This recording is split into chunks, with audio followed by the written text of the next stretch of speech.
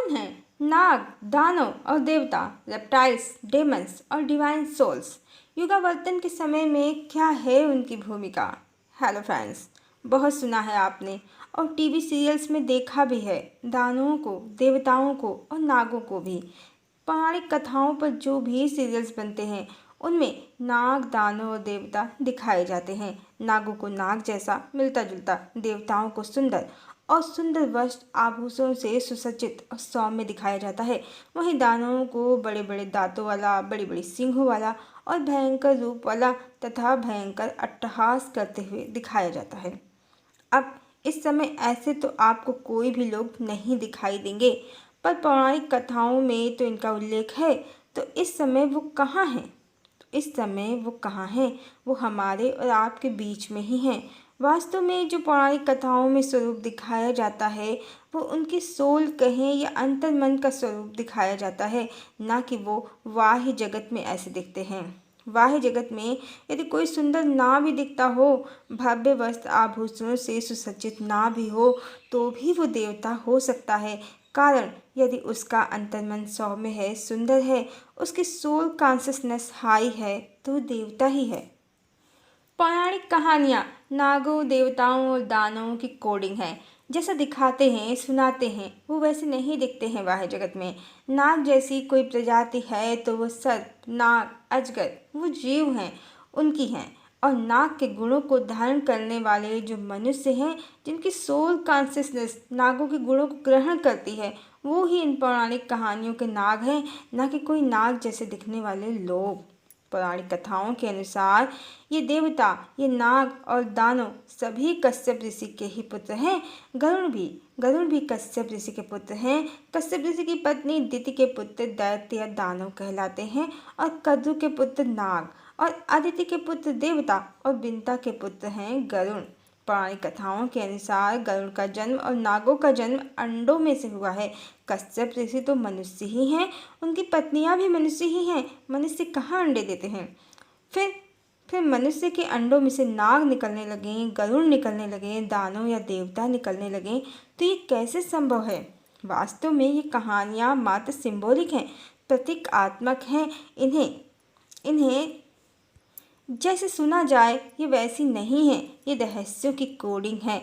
और यदि इस कोडिंग को डिकोड किया जाए तो यही समझना चाहिए कि नाग, देवता, दानव सबका मूल एक ही ऊर्जा है, एक ही एनर्जी है, कश्यप ऋषि। पर अपने गुणों के कारण ये सभी अलग अलग स्वरूप को प्राप्त हुए हैं। देवता, नाग और दानव ये सोल कॉन्शियसनेस, जीवात्मा के स्वरूप का निर्धारण मात्र है।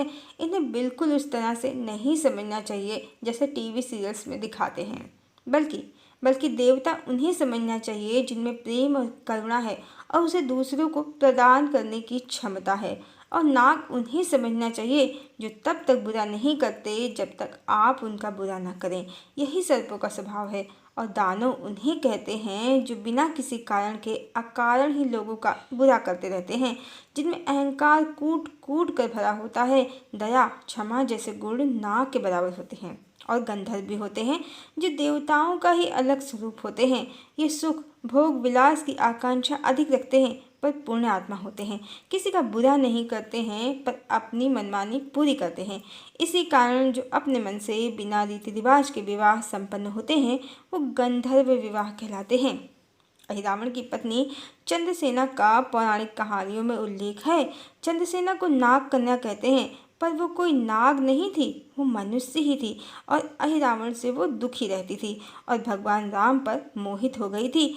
और अहिरावण को मारने का उपाय इसी शर्त पर उसने हनुमान जी को बताया था कि हनुमान जी उसका विवाह भगवान राम से करवा दें। पर हनुमान जी ने उसे शर्तों में फंसाकर इस विवाह की इच्छा को पूर्ण नहीं होने दिया।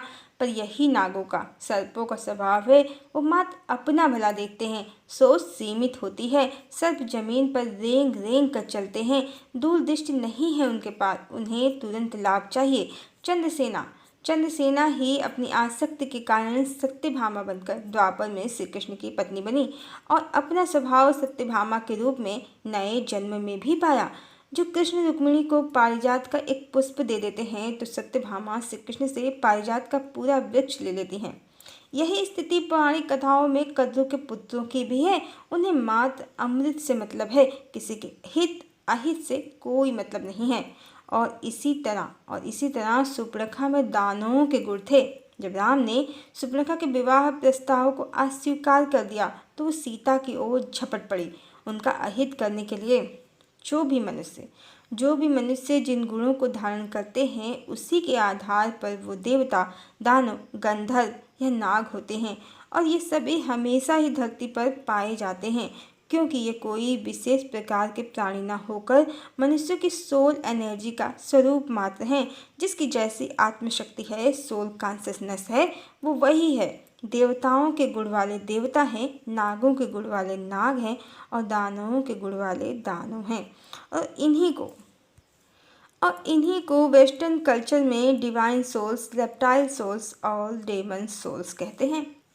जो भारतीय पौराणिक कहानियों में देवता हैं वही वेस्टर्न में डिवाइन हैं।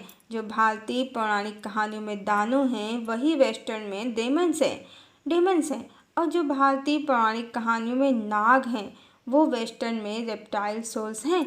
ज्ञान दोनों ही तरफ एक जैसा है, बस शब्द अलग हैं। और जो स्टार शिष्य कहलाते हैं सभी का मूल एक ही है, कश्यप ऋषि। क्योंकि ये सभी उन्हीं की संतान हैं। जहाँ से ऊर्जा निकल रही है वो स्रोत तो एक ही है, बस अलग अलग कल्चर में, सभ्यता में नाम अलग अलग हैं, पर अर्थ तो एक ही है। और इस युगावर्तन के समय में ये सभी अपने अपने गुणों के अनुसार ही कार्य कर रहे हैं। रेप्टाइल्स को सीमित समझ होने के कारण ज़्यादा अनुमान नहीं है युगावर्तन का। वो कलयुगी माया से ग्रस्त होकर कलयुगी आचरण ही कर रहे हैं। स्वार्थ में लिप्त होकर जहाँ उन्हें अपना हित दिख रहा है वो उधर ही चल रहे हैं। डेमन्स और उनकी ऊर्जा कली को जमाए रखने में लगी हुई है। झूठ, छल, कपट, पाप, दुराचार, अत्याचार इनके हथियार हैं। और डिवाइन सोल्स को अंतर्दृष्टि जागृत होने के कारण युग परिवर्तन का सबसे ज़्यादा ज्ञान है। और वो लोगों को भी धर्म, न्याय, सत्य, करुणा और प्रेम के पथ पर चलने के लिए प्रेरित कर रहे हैं। वो पूरी निष्ठा से अपनी भूमिका निभा रहे हैं। ईश्वर के कार्य में वो पूरा सहयोग कर रहे हैं। धरा पर सत्युग और देवत्व उतारने के लिए वो अपनी क्षमता से कहीं ज़्यादा कार्य कर रहे हैं। और वही ईश्वर की सेना भी हैं और प्रिय संतान भी। और उन्हीं के लिए ईश्वर धरा पर अवतरित हुए हैं। और ईश्वर उन्हें अवश्य ही सतयुग कहें या डिवाइन एरा में लेकर जाएंगे। वो ईश्वर के साथ सतयुग का स्वर्णिम सूर्य धरा पर देखेंगे। इसमें रंच मात्र भी संदेह नहीं है। ये होकर रहेगा, ये पूर्ण सत्य है। हरिओम।